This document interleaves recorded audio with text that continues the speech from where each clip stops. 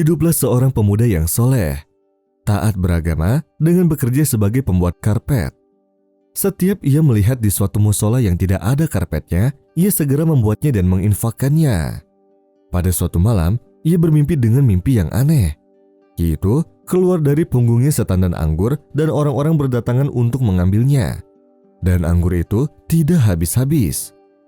Saat mimpi aneh itu terulang-ulang, ia pergi mendatangi seorang ulama untuk menanyakan akan hal tersebut. Berkatalah sang syekh, "Apakah kamu mempunyai keturunan?" "Ya, aku punya seorang anak bernama Mahmud. Ia sekarang berumur 2 tahun, jawabnya.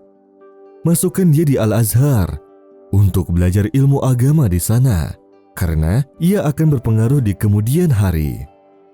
Pemuda itu langsung memasukkan anaknya ke Al-Azhar, dan Masya Allah, saat umurnya menginjak usia 8 tahun, ia mampu untuk menghafal Al-Quran seluruhnya, berkat doa-doa dari kedua orang tuanya. Juga si anak menjadi orang yang sangat cerdas lagi berilmu. Dan Masya Allah, ia pun telah menjadi orang pertama kali yang merekam audio Al-Quran di dunia dengan riwayat Hafs an Asim. Ia juga menolak upah dari rekaman tersebut. Maka Allah Subhanahu wa Ta'ala meninggikan derajatnya sehingga suaranya dikenal dunia. Kemudian, murotal beliau dengan riwayat Hafs an Asim terselesaikan pada tahun 1961 Masehi.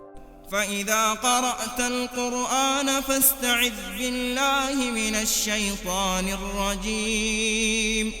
Lalu melanjutkan ke riwayat Warshi an-Nafi pada tahun 1964 Masehi. Beliau pun menuju kancah dunia, sehingga beliau menjadi orang pertama yang membacakan Al-Quran di PBB, juga orang pertama yang mengumandangkan azan di PBB. Setahun setelahnya, beliau menjadi orang pertama yang membacakan Al-Quran di Istana Kerajaan Inggris London pada tahun 1978 Masehi, juga menjadi seorang pertama yang membacakan Al-Quran di Gedung Putih Amerika. Beliau pun telah bersungguh-sungguh dalam menyampaikan kalamullah dari suaranya ke penjuru dunia, hingga beliau wafat pada tanggal 14 November 1980 Masehi. Beliau adalah seorang qori besar dunia, Syekh Mahmud Khalil Al-Husori, yang kurang lebih perjalanan dakwah Qur'annya sampai 25 tahun.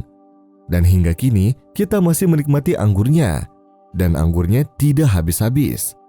Dengan sebab perjuangan ayahnya untuk membuat karpet masjid, hingga ia dijuluki Al-Husori atau si pembuat karpet. Maka Allah menyebarluaskan suara anaknya ke penjuru dunia dengan sebutan Al-Husori. Dan hingga sekarang, nama ini masih sering terdengar di telinga-telinga kita, dari timur sampai barat dunia. من عمل صالحا من ذكر أو أنثى وهو مؤمن فلنحيينه حياة طيبة ولنجزينهم أجرهم بأحسن ما كانوا يعملون.